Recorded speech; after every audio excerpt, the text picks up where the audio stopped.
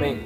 A aula passada, nós aprendemos dois grandes temas. Então, dentro desse contexto soteriológico, desse contexto de salvação, hoje a gente vai ver a união que os eleitos têm com Cristo e a chamada vocação eficaz. Então, começaremos aqui na pergunta de número 66. Nessa pergunta, a gente vai tratar da união que os eleitos têm com Cristo. João Calvino frequentemente dizia que os pecadores não podem participar dos benefícios oriundos da redenção a menos que fossem unidos com Cristo. Então, é essa união que a gente vai ver a partir de agora. Nessa resposta, tem alguns indicativos que nós podemos aprender mais sobre essa união. A primeira é que ela é uma união que é obra da graça de Deus. Segunda, que é uma união espiritual e mística. E terceiro, que essa união ela é real e inseparável. A união que nós eleitos temos com Cristo, ela é uma obra da graça de Deus. Isso quer dizer que não coube a nós a iniciativa de nos unirmos a Deus. Nós não tínhamos mérito algum que Deus pudesse olhar para nós e nos eleger nele de modo a nos unir com Cristo. Isso foi obra exclusivamente da graça de Deus, desse favor que nós não merecíamos, desse favor imerecido. Segundo, que ela é uma união espiritual e mística. Por que ela é uma união espiritual e mística? Porque ela é efetuada, ela é mediada pelo Espírito Santo numa atitude, num ato sobrenatural e misterioso. Nós não podemos explicar, ele é algo que transcende a nossa capacidade cognitiva. Ele é efetuado, ele é mediado pelo Espírito Santo. Por último, é uma união que ela é real e inseparável. A gente pode cair num erro de achar que nessa união espiritual e mística é um conceito etéreo, é um conceito abstrato. Só que não, ela é uma união real, ela de fato ela existe. E não somente existe, como é uma união inseparável. O apóstolo Paulo fala em Romanos 8 que nada nos separará do amor de Deus. Ou seja, nessa união nós estamos interligados a Cristo e nada poderá nos separar desse amor de Deus. Nós que antes estávamos unidos, estávamos interligados a Adão como representante, como cabeça federal da humanidade caída em pecado, pela encarnação, pela completa obediência de Cristo Jesus e pelos méritos assumidos por Cristo Jesus na cruz do Calvário, agora nós não estamos mais unidos, representados por Adão. Estamos unidos e representados por Cristo, que é o cabeça, que é o representante dessa nova humanidade redimida. Então essa união que ela é espiritual, ela é mística. Ela transcende, irmãos, vejam bem, ela transcende todas as analogias, todas as metáforas que a Bíblia fala sobre a nossa união, sobre a nossa relação com Deus. Algum irmão pode trazer aqui alguma metáfora, alguma analogia que a Bíblia traz sobre essa união que nós temos com Cristo? Casamento é uma delas, perfeito. Analogia dos ramos e da videira. Então, a Bíblia traz algumas metáforas, algumas analogias dessa nossa união com Cristo. Mas o Dr. Charles Hodge, ele fala que essa união que nós temos com Cristo, ela é mística porque ela transcende qualquer analogia, qualquer metáfora que pode descrever essa realidade da nossa união com Cristo. Então nós vemos aqui algumas características dessa união. Além disso, ela é uma união orgânica. Isso significa dizer que nós estamos interligados como o corpo de Cristo.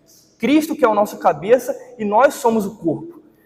Cristo nos atende como igreja e nós atendemos a Cristo e nós servimos a cada uma dessas partes do corpo numa união indissolúvel. Isso aqui, irmãos, é bom pensarmos também e aplicarmos no sentido de vida em igreja. Porque se somos partes de um corpo, não existe parte fora do corpo. Então, precisamos estar nesse ambiente de congregação, de estarmos juntos, agregados nesse corpo onde Cristo é o cabeça. Além disso, essa união que temos com Cristo é uma união vital, porque é a vida de Cristo que habita e anima a sua igreja. Nós temos vida, nós fomos vivificados por conta da vida de Cristo. Então somos animados, somos vivificados dessa vida de Cristo que perpassa para a sua igreja. Terceiro, é uma união mediada pelo Espírito Santo. Então, a união que temos com Cristo, ela é mediada, ela é efetuada pelo Espírito Santo que nos une, que nos entrelaça a Cristo. Quarto, é uma união pessoal. Isso significa dizer que não é a igreja de modo impessoal que está unido a Cristo, mas é cada crente regenerado que pessoal e diretamente está unido, está vinculado com Cristo Jesus. E por último, é uma união transformadora. Porque na medida em que nós somos unidos, somos interligados com Cristo, dia após dia nós somos transformados em quê? À medida da sua luz, à medida da sua imagem, da sua perfeição. Então, dia após dia, nós, como cristãos, somos aperfeiçoados, somos transformados à medida da perfeição de Cristo Jesus. Por isso tudo, Berkhoff, na sua teologia sistemática, ele define a união mística como a união íntima, vital e espiritual entre Cristo e o seu povo, em virtude da qual ele é a fonte da sua vida e poder, da sua bendita ventura e salvação. Então, irmãos, agora que entendemos um pouco acerca dessa união com Cristo, nós veremos o que não é essa união com Cristo, alguns conceitos errôneos que existem por aí. O primeiro deles é o conceito do erro místico, ou seja, alguns entendem que essa união que nós temos com Cristo é uma união onde se fundem as personalidades, é uma união onde se fundem as essências, de modo que não será possível distinguir entre a nossa personalidade e a pessoa de Cristo. Alguns luteranos chegam a esse extremo de confundir essa união mística com a união em essência, a união de personalidade. Segundo, tem o erro sociano e arminiano, onde eles dizem que essa união com Cristo é, na verdade, uma união moral, uma união de amor, de simpatia, como, por exemplo, uma união entre dois amigos, uma união afetuosa.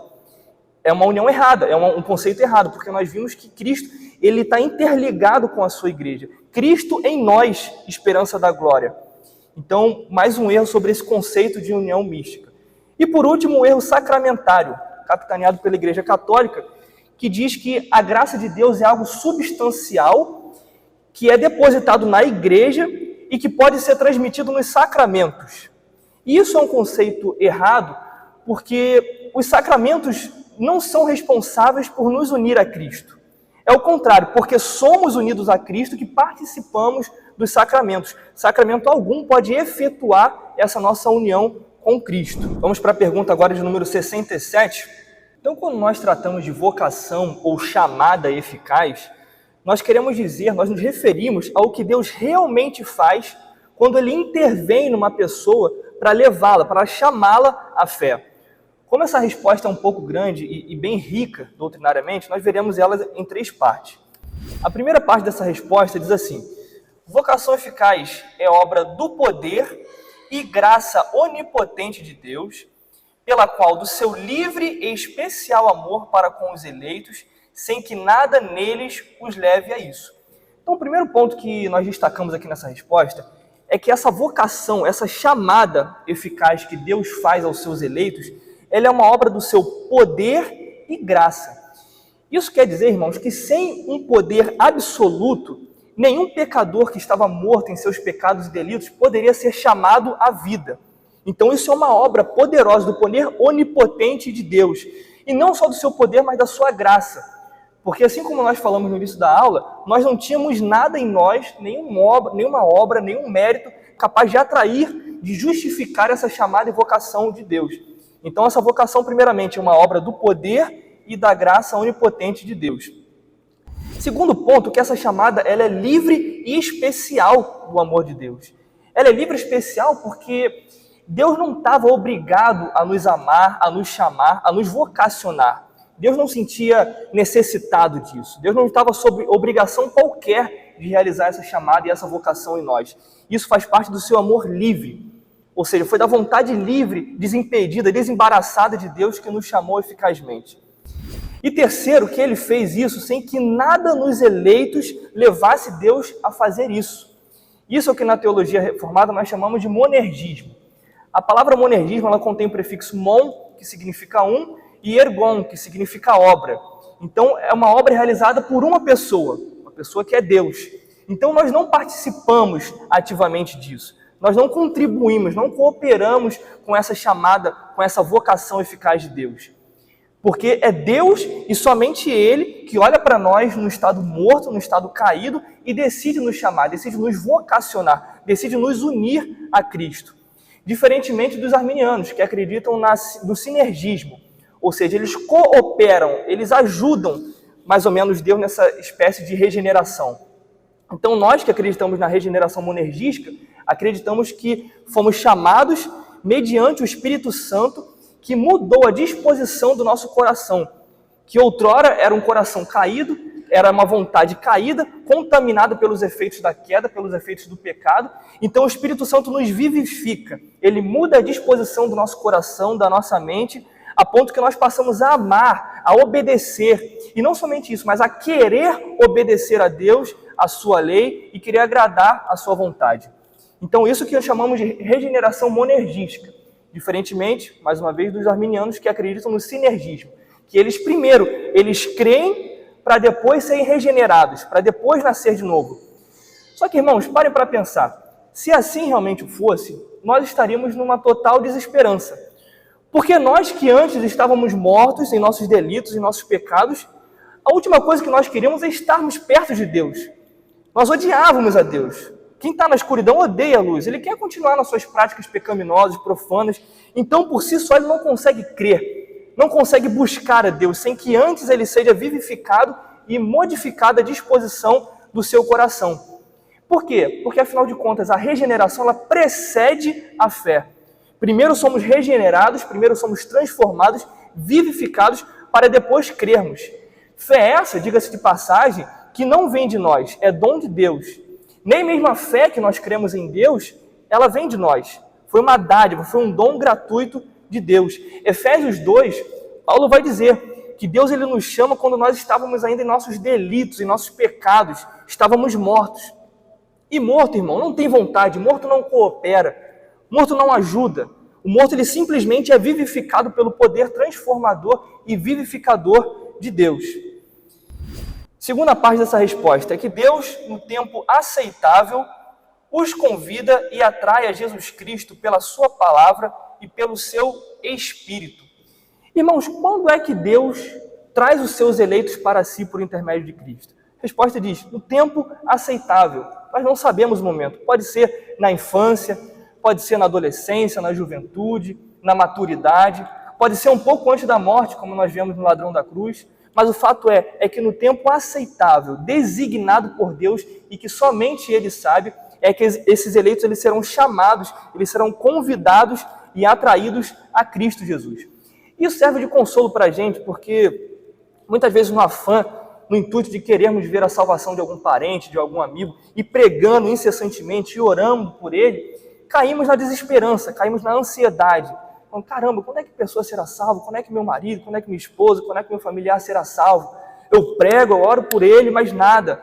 Isso porque só Deus e somente Ele sabe, irmãos. É no tempo aceitável, é no tempo designado.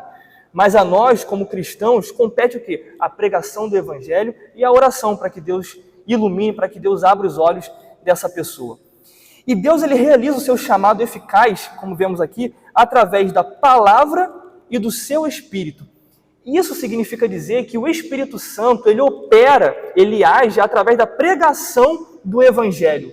Não é por um arrepio, não é por um sentimento bom, não é por uma visão transcendental, oriunda de um narcótico que a pessoa vai se converter. O Espírito Santo, ele age através da pregação do Evangelho.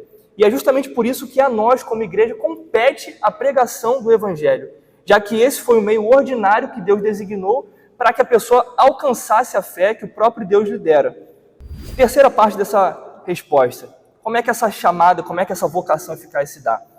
O Espírito Santo e a palavra fazendo o quê? Iluminando os seus entendimentos de uma maneira salvadora, renovando e poderosamente determinando as suas vontades, de modo que eles, embora em si mortos no pecado, tornam-se por isso prontos e capazes de livremente responder à sua chamada e de aceitar e abraçar a graça nela oferecida e comunicada. Então vimos aqui que a pregação do Evangelho, mediante a atuação poderosa e vivificadora do Espírito Santo, é que ilumina os seus entendimentos. Isso porque, irmãos, na queda, no pecado, houve alguns efeitos daninhos, alguns efeitos que macularam a essência do ser humano, a sua existência. Nós temos os efeitos noéticos da queda, os efeitos que atingem a razão, o intelecto do homem, os efeitos volitivos da queda, que maculam, que contaminam a vontade do ser humano. E é justamente por isso que o ser humano tem a sua razão maculada, a sua razão obscurecida, enegrecida, e a sua vontade determinada pelo pecado, que Francis Schaeffer, por exemplo, fala que o homem ele está abaixo da linha do desespero, com teorias como niilismo, existencialismo. E é exatamente por isso que o Espírito Santo precisa o quê? Iluminar a sua mente, abrir os seus olhos espirituais para que ele seja chamado, para que ele possa ter a sua disposição transformada. O homem morto, então, ele está obscurecido no seu entendimento, no seu intelecto, na sua razão. E ele é iluminado através da pregação do Evangelho, mediante a atuação do Espírito Santo, que faz com que aquela pessoa consiga ouvir a voz do seu pastor. Como Jesus fala em João, que as ovelhas conhecem a voz do seu pastor, mas é somente com a atuação do Espírito Santo, tirando essa cera do ouvido da pessoa quando ela ouve o Evangelho, que ela consegue realmente reconhecer a voz do seu pastor e ser chamada para essa vocação eficaz. Questão de número 68. Essa chamada, essa vocação eficaz que nós acabamos de ver, ela é dirigida a quem? Ela é dirigida somente e tão somente aos eleitos. E aqui precisamos distinguir a vocação eficaz, que é o que acabamos de ver, com a vocação externa. Vocação externa é uma oferta, é uma apresentação da salvação em Cristo aos pecadores, juntamente com uma exortação calorosa para que esses pecadores aceitem a Cristo Jesus mediante a fé e recebam perdão e vida eterna. Então, em outras palavras, a vocação externa é a pregação do Evangelho, é a oferta do Evangelho que nós fazemos aos pecadores. Então, existe a chamada eficaz, que é aquela dirigida somente aos eleitos, e existe a chamada ou a vocação externa, que é dirigida a diversas e diversas pessoas, através do quê? Da pregação do Evangelho. Mateus, por exemplo, ele fala que muitos são chamados, mas poucos são escolhidos. É exatamente esse conceito. Muitos são chamados, a muitos é dirigida essa vocação externa, essa oferta da salvação em Cristo Jesus. Só que somente poucos são escolhidos. E vemos aqui também, irmãos, que em que pese muitos serem chamados, essas pessoas elas também participam de algumas operações comuns do Espírito Santo, que não são operações salvíficas. Não é a operação do Espírito Santo que salva, que chama essa pessoa eficazmente. São operações comuns. Por exemplo, a convicção do pecado é uma operação comum. O ímpio, ele pode ser convencido de que ele está em pecado, ele pode praticar atos de bondade, ele pode até mesmo ser levado a fazer uma reforma externa na sua vida, só que isso não leva aquela pessoa à salvação porque ela não nasce de novo. É apenas o quê? É uma reforma externa, exterior. Os fariseus, por exemplo, nos tempos de Jesus, eles faziam isso, tinham convicção dos seus pecados, faziam reformas exteriores, tinham atos de bondade, mas não eram salvos, porque não tinha aquele novo nascimento, não tinha aquela regeneração que nós vimos aqui. E por último, pergunta de número 69. Então, na aula passada a gente viu o conceito de igreja invisível. E o que é essa igreja invisível? O que é essa comunidade dos eleitos? Elas gozam da participação da obra redentora de Cristo. A gente viu aqui que a participação delas é na virtude, ou seja, na eficácia, no poder da obra mediatória de Cristo. E isso nós participamos aonde? Na justificação, na adoção e na santificação.